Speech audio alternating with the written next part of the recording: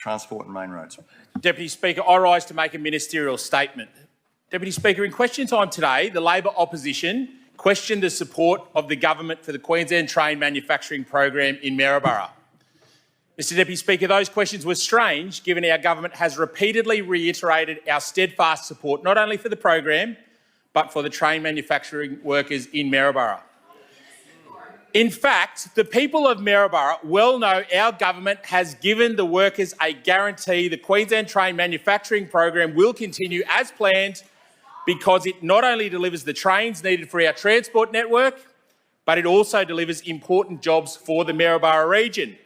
So, Mr Deputy Speaker, given what was clearly a highly politically charged and motivated question, we did some digging. And what we found, Mr Deputy Speaker, was very interesting. Very, very interesting indeed, Mr Deputy Speaker. Lo and behold, Mr Deputy Speaker, we discovered none other than the former member for Maryborough has been surreptitiously whipping up a campaign of fear in his former community. In fact, Mr Deputy Speaker, the former member...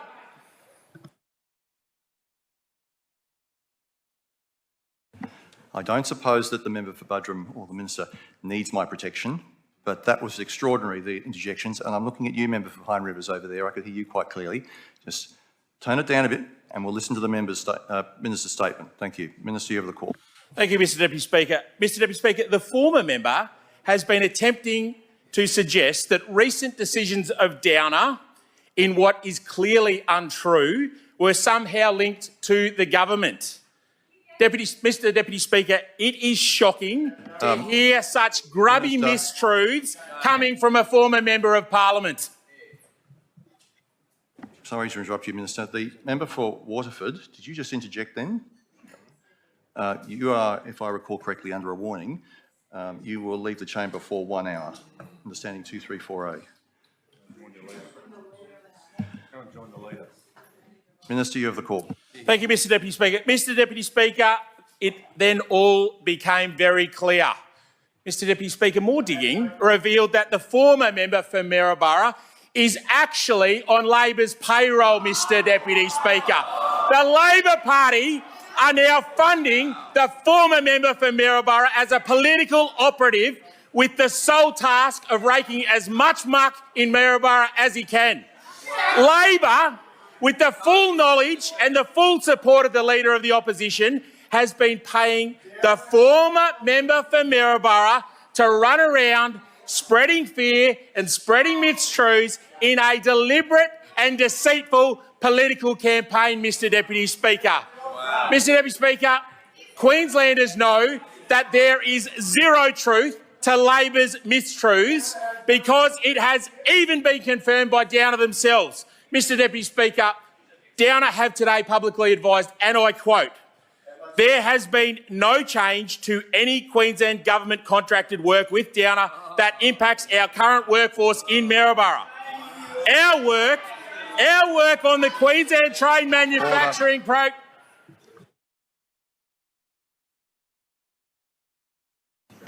And that's not on, actually.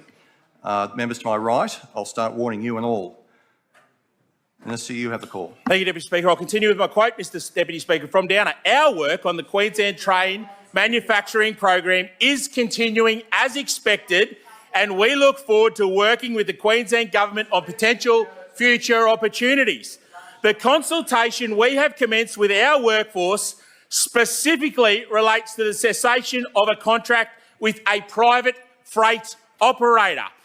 We want to confirm no final decision has been made, and we continue to explore opportunities to fill the gap in work in order to ease any impact on our people." End quote, Mr Deputy Speaker. Mr Deputy Speaker, the Leader of the Opposition, in full knowledge that there is no truth whatsoever, is trying to run a deceitful campaign of smear into Maryborough for his own political purposes, Mr Deputy Speaker. He is weaponising the fear of train manufacturing workers in Maryborough for political gain, Mr Deputy Speaker. Mr Deputy Speaker, I can guarantee the House that this is more about the Leader of the Opposition trying to protect his own political job rather than the job of any train manufacturing workers. But, Mr Deputy Speaker, Queenslanders know that they can't trust a single thing that comes from this weak Leader of the Opposition. This is the same Leader of the Opposition who just last sitting week was forced to march into this place and apologise for misleading the House. The same Leader of the Opposition who marched around the state trying to spin a web of mistruths about hospitals when the truth was he was only a risk to the hospitals being built himself. And our government, through the Health Minister, is actually rescuing them. Warned under standing orders. Mr Deputy Speaker, Queenslanders know that the Labor Party has zero credibility and cannot be trusted. The only party that will deliver the Queensland Train Manufacturing Program and protect these jobs is the LNP. Mr Deputy Speaker, there has been no reduction in the amount of state government work being sent to Maryborough. We are proud that we are pressing ahead with building 65 new trains, which are being built by Downer in Maryborough, Mr Deputy Speaker, supporting local jobs, supported by the local MP who has been a strong champion for the project in those local jobs, Mr John Baroudis, a tremendous local member, unlike his predecessor, Mr Deputy Speaker. The Minister for Manufacturing said it this morning. Minister, would you resume your seat, please? Manager of Opposition Business, what's your point of order? Point of order, Mr Speaker. The standing and session orders provide opportunities for ministers to make statements in this House under Standing Order 62, and the clear purpose of those is outlined. I've raised this in the House before about the content of ministerial statements, that they should be about public affairs or the minister's portfolio. The minister is straying very much into his political opinions about individuals. I'd ask you to ensure that he maintains the intent of the standing order and delivers a ministerial statement, not a political statement.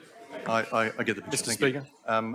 The Leader of the House, you have a counter point of order? Yeah, in responding to the Manager of Opposition Business who's arisen under Standing Order 62, the Minister is correcting the record in relation to commentary and questions that were asked this morning. He's making a detailed response and explanation to those matters, very fulsome in relation to all of the information to ensure that the record is accurate within the House with respect to those issues that were canvassed this morning. And I'd submit to you that the matters that are being canvassed are important. There is a broad nature to covering those, and he is providing a detailed ministerial statement and an explanation. Thank you. I'll seek some advice from the table.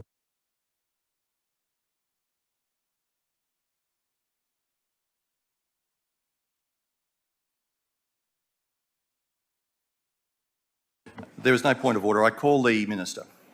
Thank you, Mr Deputy Speaker. Mr Deputy Speaker, the Minister for Manufacturing said it this morning, and I'll say it again now. The Crisafulli LNP government will fight for every single train manufacturing worker in Maryborough. Two things need to happen today, Mr Deputy Speaker. The Leader of the Opposition needs to get up in this House and apologise for weaponising workers' fears. And he must come in here, Mr Deputy Speaker, and he must condemn the mistruths and the deceit and the actions, the deceptive actions of the former member for Maryborough, and anything less will be a failure of his leadership.